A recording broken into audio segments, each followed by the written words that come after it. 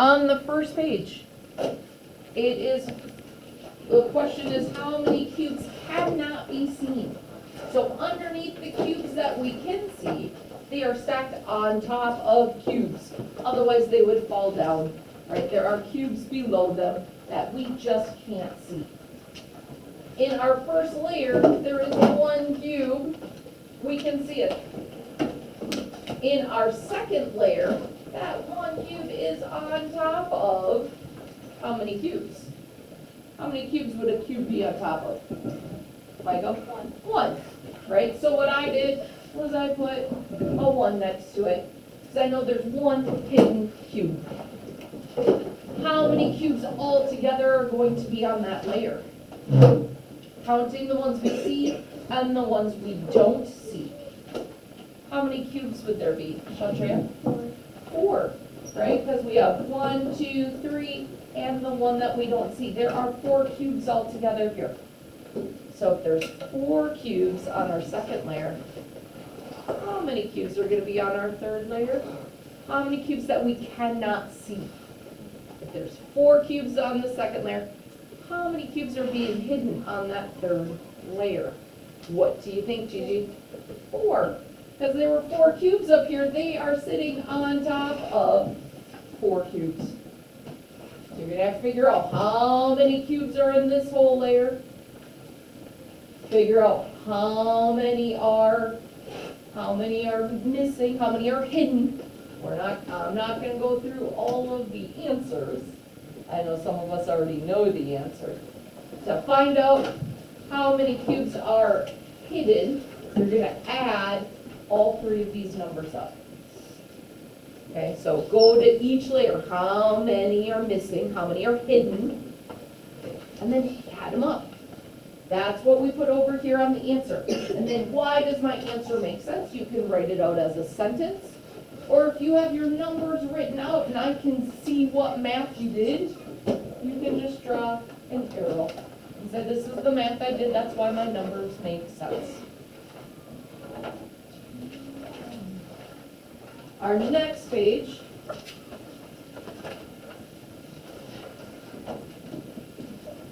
Mr. Schultz is decorating his rectangular bulletin board by placing stars along the edges.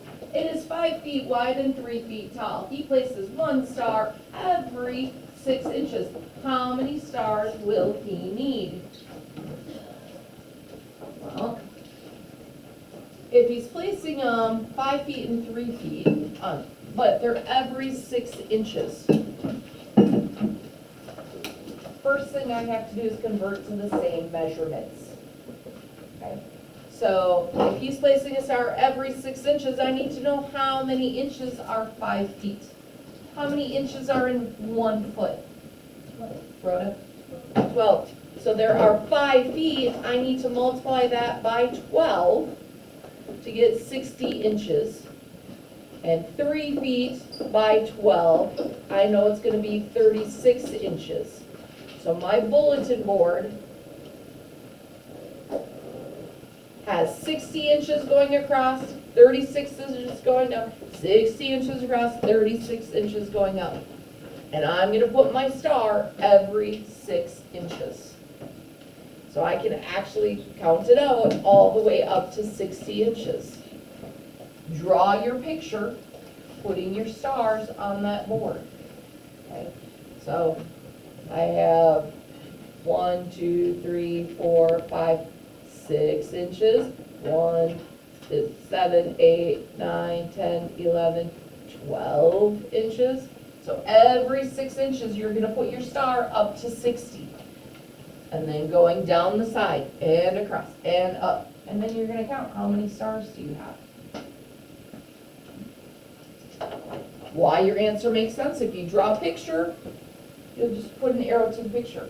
If you did math using equations, you're going to show your math equations that you use. You cannot just put an answer.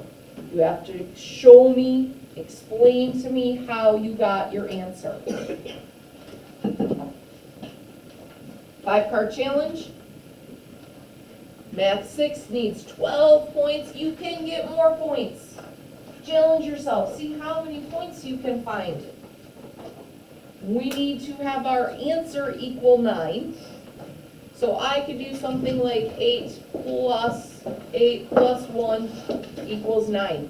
Each card that I use in my equation is worth a point. So 8 plus 1 is 2 points. Okay?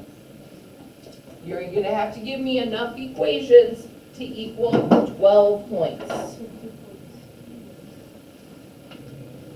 Again, you always challenge yourself to get more points.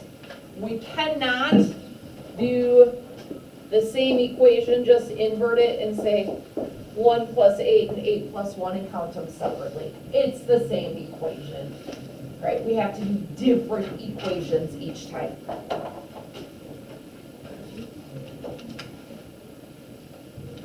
Filling in our pattern. Woo, oh my. Filling in the pattern. Math 6 just has to complete the table. Figure 1 is right here. There is 1 block. Figure 2, there is 3. Figure 3, there is 5. Figure 4, there is 7. Find our pattern and continue the pattern. So continue your pattern. When we see N for GEO, that's for geometry class. You don't have to worry about that. When we see an answer, if we do not have a question, we do not have to put an answer. That's for the classes that have questions. So if you don't have a question for Math 6, you don't have to put an answer. Math 6 is just completing the table, following the pattern. Sometimes we will have questions, and you'll have to put something there. So always pay attention if there's a question or not for Math 6. Find the perimeter. Remember, perimeter is when we add up all the numbers on the outside. If there is no number listed, you need to find what that number is. So make sure,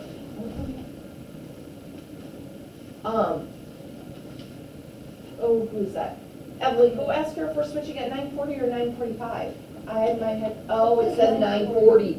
Okay, so we will finish this, we'll finish the packet later. Tomorrow, I will finish explaining the packet. I had my time wrong. Wait, can